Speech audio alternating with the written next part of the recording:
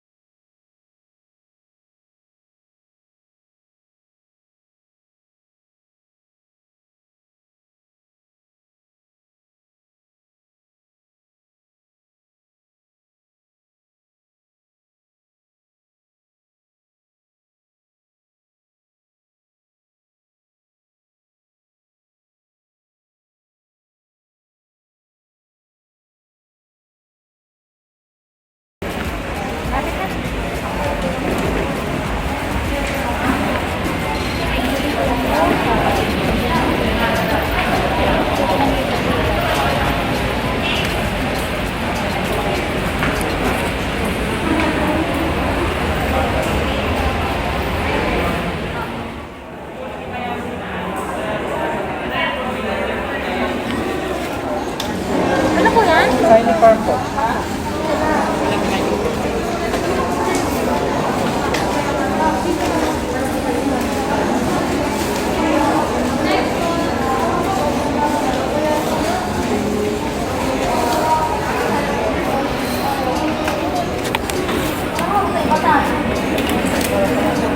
Ready lang ang braso, magtitigas ang mate. Linis lang.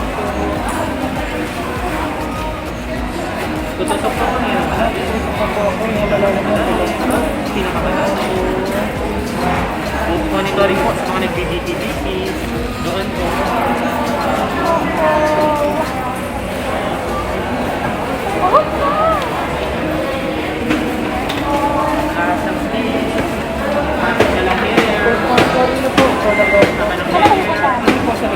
Okay, thank you. Yung maliit na card. Ano?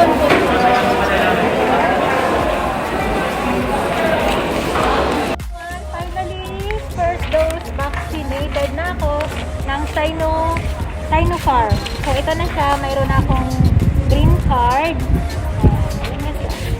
So ngayon, uuwi na ako and iinom na ako ng gamot. Kakain na ako. Mabuti na yung nag-iinat. So ayan everyone, babalitaan ko kayo kung ano yung naramdaman ko after nito, like bukas or after 3 to 3 days. So thank you everyone for watching and see you on my next video.